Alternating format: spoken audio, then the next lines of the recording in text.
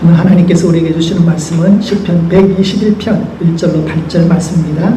천천히 함께 봉독합니다. 내가 산을 향하여 눈을 들리라. 나의 도움이 어디서 올까? 나의 도움은 천지를 지으신 여호와에게서로다. 여호와께서 너를 실족하지 아니하게 하시며 너를 지키시는 이가 졸지 아니하시리로다. 이스라엘을 지키시는 이는 졸지도 아니하시고 주무시지도 아니하시리로다. 여호와는 너를 지키시는 이시라. 여호와께서 내 오른쪽에서 내 그늘이 되시나니 낮의 해가 너를 상하게 하지 아니하며 밤의 달도 너를 해치지 아니하리로다. 여호와께서 너를 지켜 모든 환난을 면하게 하시며 또 내 영혼을 지키시리로다. 여호와께서 너의 출입을 지금부터 영원까지 지키시리로다. 아멘. 우리 사람들을 걸어서 무슨 존재 이런 거창한 말들이 많잖아요. 근데 그 중에서 우리 사람들은 소망하는 존재, 언제나 희망을 가지고 사는 사람들입니다. 그런데 여러분, 이 희망이라고 하는 것이 참 좋습니다. 아주 밋밋한 하루의 삶, 그 평범한 삶 속에서도 희망이 딱 들어오면 한마디로 살만 나는 세상으로 바뀝니다. 그래서 희망이 있다는 것은 참 좋습니다. 그런데 여러분, 이 희망이라고 하는 강도, 희망이 정말 절실할 때는 언제 절실할까?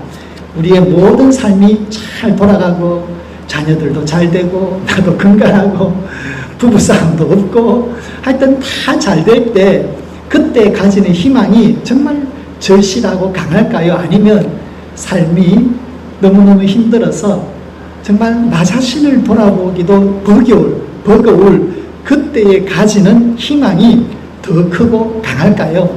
아마 후자일 것입니다. 우리는 삶의 어려움 속에서 더 희망을 붙들고 더 희망에 강렬하게 집착하는 것을 보게 됩니다. 그래서 우리나라 말로 속담 중에 뭐가 있잖아요. 물에 빠지면 뭐를 잡는다고요? 지푸라기를 잡는다. 그만큼 우리는 어려울수록 삶에 대한 소망을 놓치지 않고 그것을 강하게 붙드는 것을 볼 수 있습니다. 그러면 여러분, 우리 오늘 그러한 이해를 가지고 오늘 본문의 말씀을 보면 이 시편의 말씀을 훨씬 더 이해하기 쉽습니다. 오늘 이 시편의 말씀은 한마디로 희망의 시입니다. 아주 잘 다듬어진 예배의 찬송으로 드려지는 희망의 시입니다. 그래서 이 희망의 시를 예배 중에 찬송으로 드리는 것입니다. 그런데 이러한 희망이 담겨져 있는데 그 희망의 메시지는 뭐냐면 정말로 그 희망은 하나님의 완벽한 도우심에 대한 소망을 담은 희망입니다. 하나님의 완벽한 도우심에 대한 소망. 근데 여러분, 우리가 삶이 잘 되면 하나님의 완벽한 도움을 바라나요? 아니죠. 이미 나에게는 많은 부분이 만족해. 그러니까 하나님 도와주십시오. 은혜로 살겠습니다. 라고 하는 것이 사실은 추상적이에요. 그런데 삶의 무거운 짐을 지고 정말 하루하루 힘겹게 살고 나 자신의 마음을 붙드는 것조차 어려울 때는 정말 하나님의 완벽한 은혜, 영원한 도우심을 바라는 마음이 생기죠. 그런 차원에서 볼 때 오늘 본문은 하나님의 완벽한 은혜를 바라는 소망의 시이지만, 그러나 그 이면에는 그것만큼이나 삶의 그늘이 깊고 그리고 삶의 그 너무나 많은 삶의 짐을 지고 지쳐있는 그러한 믿음의 순례자의 삶이 그 밑에 깔려 있을 수 있다는 것을 생각해 보게 됩니다. 그런데 여러분, 오늘 우리가 이 시편 121편 처음에 보게 되면 그 위에 조그마한 글씨로 써놨습니다. 성전에 올라가면서 드리는 노래, 이렇게 적혀져 있습니다. 근데 여러분, 이 성전에 올라가면서 부르는 노래라고 하는 이것이 오늘 121편만 있는 게 아니고 앞에 있는 120편부터 시작해가지고 135, 134편까지 15개의 시편에는 전부 다 성전에 올라가면서 부르는 노래, 이렇게 되어 있습니다. 그러니까 성전에 올라가면서 예배자로서 하나님의 성전을 보고 예배를 드리러 갈 때에 부를 수 있는 예배자의 노래라는 것이죠. 그래서 여러분, 하나님에게 예배를 드리러 가는데 그 예배드리는 영적인 순례자의 그 마음속에는 하나님의 철저하고도 완전한 도우심을 바라는 소망을 가지고 있다는 거예요. 그런데 여러분, 고대 시절에 사람들이 예배를 드리러 예루살렘 성전에 가는 것은 매주일 가지 않죠. 1년에 남자들은 3번 가게 되어 있습니다. 남자들은 3번을 가야 됩니다. 그래서 6월절, 7.7절, 장막절 이래가지고 3번의 절기에 가게 되어 있는데요. 근데 이 절기라는 것도 참 이게 너무 신비로워. 겨울 추수가 끝나고 초봄에 한 번 갑니다. 그게 6월절이죠. 우리가 보통 부활절이 몇 월 달에 있나요? 4월 달에 있잖아요. 그럼 요때쯤에 한 번 갑니다. 그리고 나면은 봄에 추수를 다 하고 나면 그때 오순절이 옵니다. 그때 또 갑니다. 그리고 가을거지 추수를 다 끝나고 나면은 채소를, 그 곡물들을 다 들여놓고 나면 그때가 7.7절이 옵니다. 그때가 이제 장막절이라고 합니다. 혹은 수장절. 뭐 그런 추수 기간이 탁 끝나고 났을 때 갑니다. 그래서 1년에 3번 봄, 여름, 가을 이렇게 이제 가게 됩니다. 그런데 여러분, 남자들이 1년에 3번 율법에 따라서 예루살렘 성전을 가야 되는데 이스라엘은 남북으로 길잖아요. 맨 위에 북쪽에 있는 것은 단 지파인데 단 지파가 예루살렘까지 올라가려면 어른은 오리를 열심히 걸어야 됩니다. 그런데 남자들은 가야 되니까 어린아이들도 데려가야 되겠죠. 아들들도 최소한 장장을 데려가야 돼요. 그럼 이 아이가 뭐 12살, 13살이다 이러면 며칠 걸릴까요? 일주일도 걸리겠고 열흘도 걸리겠죠. 맨 남쪽에 유대 광야 끝자락에 사는 사람들이라면 유대 지파일 것인데 이 유다 지파를 가라고 그러면 3일을 가야 돼. 근데 이 사람들도 아이를 데리고 광야를 가로질러 가야 돼. 그럼 며칠이 걸릴까요? 길어도 일주일은 걸어야 돼요. 그러니까 남쪽에서부터 북쪽까지 짧게는 3일에서부터 길게는 일주일, 열흘을 걸어서 예루살렘으로 가야 되는 거예요. 그렇게 해서 오래도록 걸어서 가야 됩니다. 그러면 그렇게 가다가 보면 이제 드디어 이제 500m 이상 되는 고지에 예루살렘이 있으니까 멀리서 예루살렘이 보이겠죠.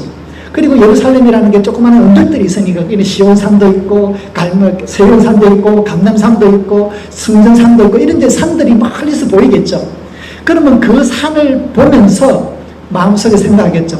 야, 이제 반나절만 가면 된다. 이제 하루만 더 가면 된다. 이제 조금만 더 가면 된다라고 하는 안도의 한심을 쉬면서 이제 마지막 걸음을 내딛겠죠. 그때에 그 예루살렘 성전이 있는 예루살렘 언덕을 보면서 부르는 노래가 뭐라고요? 예루살렘 성전에 올라가면서 부르는 노래라고 하는 것이 오늘 본문의 내용입니다. 그러면 그렇게 예루살렘 성전이 보일 때 노래를 부릅니다. 1절과 2절이 바로 그렇게 시작을 합니다. 내가 산을 향하여 눈을 들리라. 이 산은 무슨 산일까요? 예루살렘에 있는 산이겠죠. 그 산을 향하여 눈을 보고 딱 보면서 내가 산을 향하여 눈을 들리라. 나의 도움이 어디서 올까? 나의 도움은 천지를 지으신 여호와에게서로다. 이렇게 자기 스스로에게 이런 신앙의 고백을 합니다. 독백처럼 하는 거죠. 절기에 하나님의 성전을 보면서 나갈 때, 야, 이번 절기도 해결했다.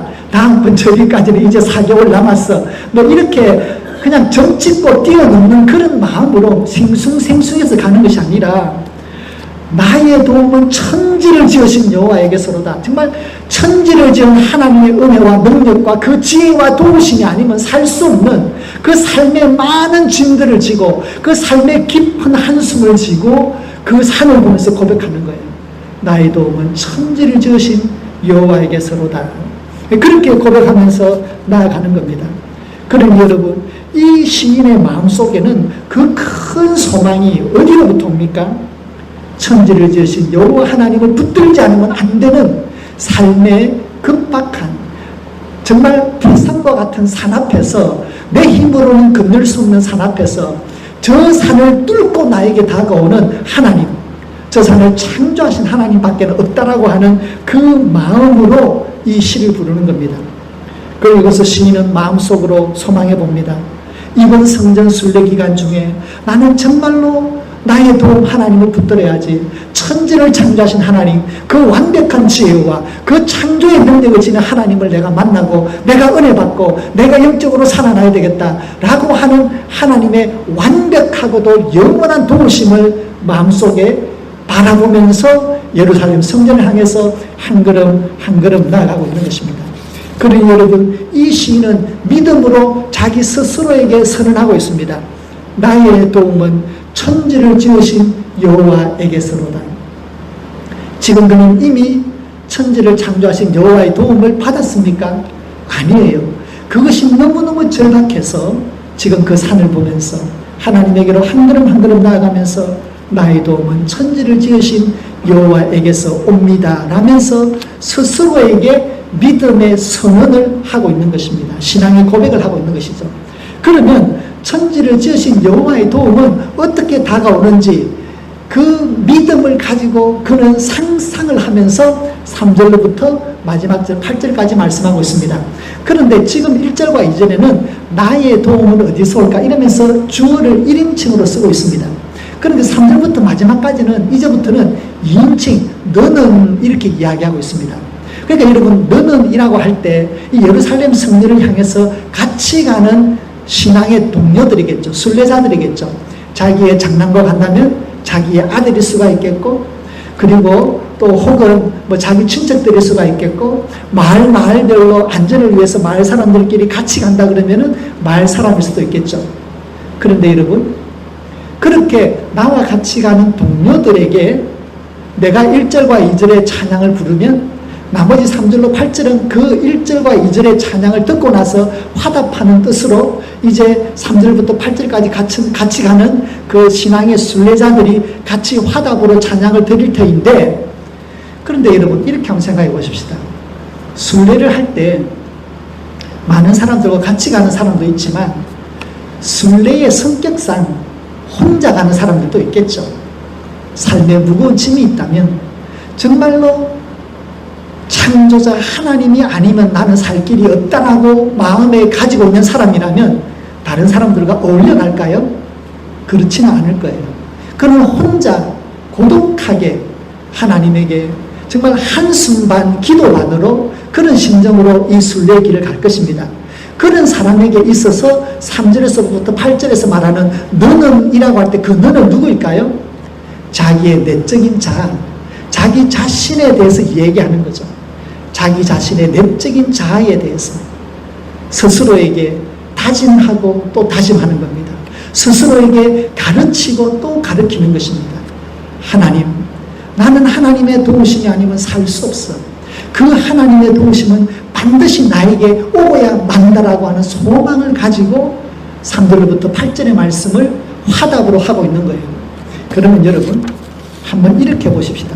제가 1절로 2절을 읽으면 여러분들은 거기에 화답해서 3절로 8절을 읽으시는 것입니다. 그럼 제가 먼저 1절과 2절을 읽겠습니다. 내가 산을 향하여 눈을 들리라. 나의 도움이 어디서 올까? 나의 도움은 천지를 지으신 여호와에게서로다.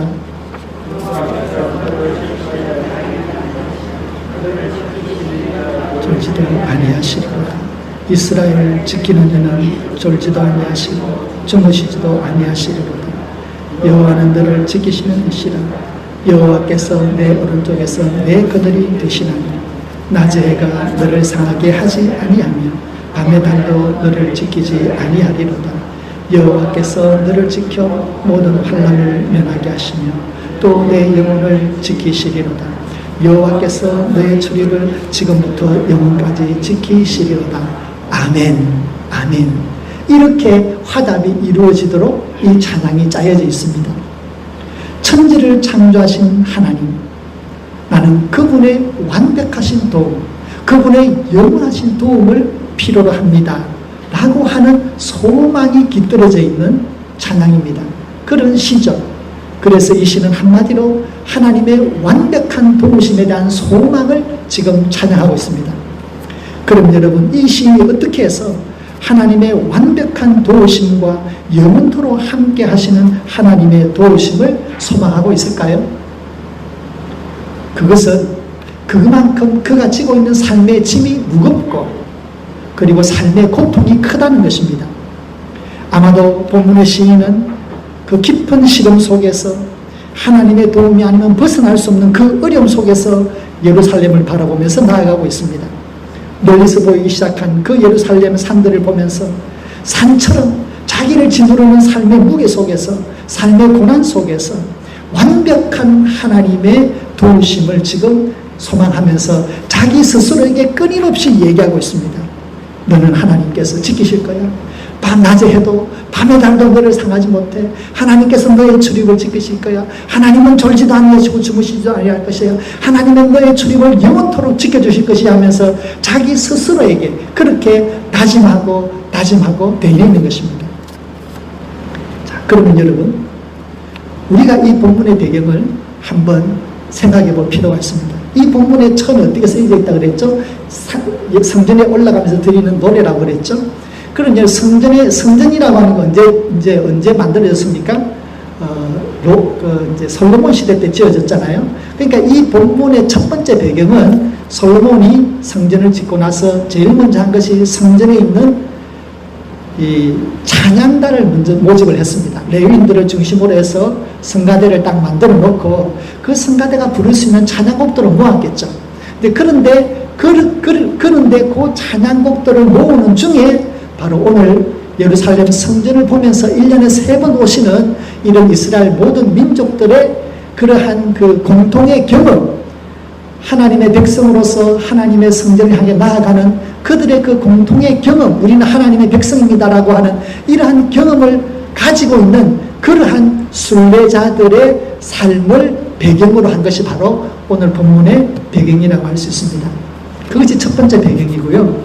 그런데 또 하나는 같은 예루살렘 성전이지만 전혀 다른 성전이 또 존재합니다. 언제냐면은 솔로몬이 성전을 짓고 나서 채 500년이 되기도 전에 예루살렘 성전은 다 무너지고 맙니다. 그리고 예루살렘을 둘러싸고 있는 모든 성벽도 다 허물어지고 거기 있는 사람들 전부 다 바벨론 포로로 잡혀가고 맙니다. 그리고 바벨론 포로 생활을 70년간 하게 됩니다.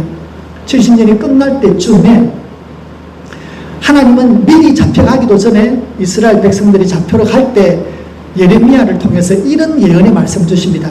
너희들이 곧 바벨론의 포로로 잡혀갈 터인데 그곳에 잡혀가게 되면 예루살렘으로 돌아올 생각을 하지 마라. 거기에서 가정을 꾸리고 결혼을 하고 아이를 낳고 잘 살아라. 그리고 70년을 내가 거기서 머물게 할 테인데 70년 동안 내가 하나님에게 잘 지내겠습니다라고 70년 동안 잘 살아라. 70년이 차면 내가 너희를 불러내어서 고향으로 돌아오게 할 것이다라고 하는 약속의 말씀을 주셨습니다. 70년이 되는 그날까지 그들에게는 어떤 정치적인 지도자도 없었고 어떤 반란도 없었고 어떤 민족적인 조직이 없었습니다. 그런데 놀랍게도 70년이 되자마자 느닷없이 한 왕이 나타나서 조서를 발표합니다. 유대 사람들은 고향으로 돌아가라. 그런 발표가 느닷없이 나타났습니다. 그래서 정말 역사의 주인 되시는 하나님의 역사의 개입으로 말미암아 그들은 예루살렘으로 돌아오게 됩니다. 예루살렘 성전을 향해서 돌아오게 되죠. 몇 개월을 걸어서 많은 민족들의 탄압을 받으면서 겨우 1차 예루살렘 그리고 바벨론으로부터 온 귀한 포로들이 있었습니다. 그들이 유대 강야를 지나서 멀리서 예루살렘을 보이기 시작할 때에 그때 그들이 예루살렘을 보면서 그 감격에 젖어서 예루살렘 성전을 향해서 올라가면서 부르는 노래가 오늘 이 본문의 두 번째 배경이 됩니다. 그런데 여러분, 이 본문이 가지고 있는 그 소망의 그 절절함을 생각하면 물론 솔로몬 시대에 지어진 것이라고도 볼 수 있지만 사실은 바벨론 포로로서 자기의 파괴되어진 고향, 성들은 다 파괴되어지고 그리고 놈들은 밭은 다 무성하게 풀려 자라나는 황폐한 고향이지만 그러나 황폐하고 무너진 그 터전에 있는 예루살렘의 산들을 바라보면서 돌아가는, 그래서 지금 우리가 새롭게 만나는 이 하나님은 천지를 창조하신 하나님, 그분의 능력이 아니면, 그분이 역사의 주관자가 아니면 우리는 살 수 없습니다 라고 하는 그러한 절박함이 오늘 이 본문에 담겨 있는 것입니다. 그런데 여러분, 이분들이 정말 오늘 3절로 8절에 고백했듯이 하나님이 그들을 도와주셨나요? 하나님이 들어가도 지켜주시고 나가도 지켜주셨습니까? 하나님께서 낮의 해와 밤의 그늘이 되어주셨습니까? 아니에요. 오늘 3절로 8절이 그들에게 주어졌을 때는 그들은 바벨론 포로 생활이었습니다. 그들은 고민했겠죠. 내가 지은 것도 아닌데 내 아버지와 할아버지 죄 때문에 내가 왜 이 고생을 해야 돼? 우리 아들은 무슨 죄가 있어서 이 바벨론의 포로로 살아야 돼? 수많은 의문이 있었을 것입니다. 그런데 그들은 많은 의문에도 불구하고 그들은 하나님에게 왜 우리가 고생을 해야 됩니까? 라고 묻기 전에 그들은 하나님에게 소망을 두기를 결단했습니다. 그래서 오늘 본문에 보면 왜? 라고 하는 말이 나옵니까? 왜? 라고 하는 질문은 없습니다. 그것은 하나님에게 맡깁니다. 그런데 그들은 앞으로 지금까지 우리가 어떤 삶을 살았든지 간에 황폐한 고향을 보면서 지금부터는 천지를 창조하신 하나님을 붙들겠습니다. 라고 선언을 하면서 오늘 본문의 말씀들이 쫙 이어지는 것입니다. 여러분 이해가 되시죠? 황폐한 고향을 보면서 여기에 어떻게 살까? 그러한 걱정도 염려도 다 묻어두고 하나님께서 낮에 해도 너를 상하지 못하고 밤에 달도 너를 해치지 못하고 나는 졸지도 않고 자지도 않으며 너를 지켜볼 것이야. 너의 출입을 지키신다. 라고 하는 이 절절히 완벽한 하나님의 보호하신 영원토록 우리를 보호하시는 하나님을 믿기로 결단하면서 자기 자신에게 그리고 나의 주위의 믿음의 동력자들에게 믿음의 순례자들에게 말하는 것입니다. 여호와는 너를 지키시는 자, 여호와는 너를 지키시는 자. 오늘 우리 찬양 드렸잖아요. 그 절절한 하나님에 대한 찬양이 고백되어지고 있습니다. 너를 지키시는 자, 너의 오른편에서 그늘이 되신다. 하나님의 주권이 너의 삶을 지킬 것이다라는 것. 하나님의 주권의 그림자를 벗어날 수 없다는 것입니다. 낮에 해가 너를 상하게 하지 아니하며 밤에 달도 너를 해치 못하고 낮이든 밤이든 어떤 상황 속에서도 나는 너를 지키마. 여호와께서 너를 지켜 모든 환난을 명하게 하시면 너의 영혼을 지키시리라. 어떤 상황 속에서도 어떤 어려움 속에서도 너의 영혼 하나님의 백성으로서 하나님의 자녀로서 어떠한 흔들림이 없을 것이다. 여호와께서 너의 출입을 지금부터 영원까지 지킬 것이다. 나오든 들어가든 네가 어떤 곳에 발을 들일지라도 내가 그 자리에 너와 함께하며 너를 지킬 것이다. 라고 하는 소망을 자기 자신에게 나의 믿음의 순례자들에게 함께하면서 하나님의 철저하고도 완전한 도우심을 바라보고 있습니다. 시작이 어떻습니까? 나의 도움은 어디서 올까? 천지를 지으신 여호와에게서로다. 그들은 하나님의 주권을 믿었습니다. 그 주권의 그늘 아래 그들이 삶을 살게 될 것으로 믿었습니다. 그들은 왜 우리가 포로 생활해야 됩니까? 왜 우리의 고향은 다 무너졌습니까? 라고 하는 삶의 수많은 의문들 앞에서 하나님의 주권에 다 내어맡기기로 하였습니다. 성도 여러분, 우리는 하나님께로부터 왔고 하나님께로 돌아갑니다. 우리가 하나님의 주권 안에 있음에도 불구하고 우리는 우리 삶에 일어나는 수많은 것들을 이해할 수 없습니다.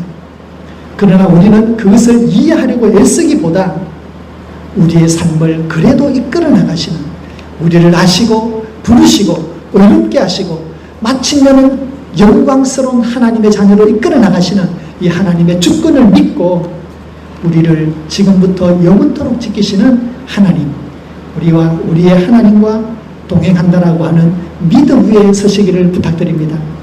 우리 주 예수님과 함께 우리가 하나님 앞에 서는 그날까지 오늘의 시편의 이 외침과 소망의 말씀들이 우리 성도님들의 삶에 항상 함께하기를 축원드립니다. 하나님 아버지 감사합니다. 인생활하면서 또 그리고 여러 가지 삶의 짐들을 감당하고 살아오면서 자녀를 키우면서 사업하면서 연약한 몸을 안고 여기저기 우리의 삶을 챙기면서도 하나님, 우리는 삶 속에 이해할 수 없는 수많은 일들을 만납니다.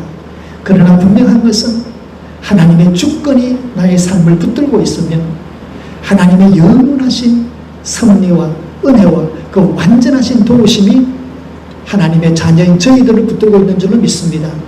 주 예수 안에서 우리를 하나님의 자녀 삼아 주셨사오니 우리가 하나님 앞에 서는 날까지 매일매일의 삶을 하나님의 완벽한 도우심과 주권 안에 살기를 원합니다. 그 믿음을 주님에게 고백드립니다. 우리의 삶 속에서 하나님이 드러나 주시고 하나님을 따라가는 복된 신앙인의 삶을 살 수 있도록 인도하여 주시옵소서. 예수님의 이름으로 기도드립니다. 아멘.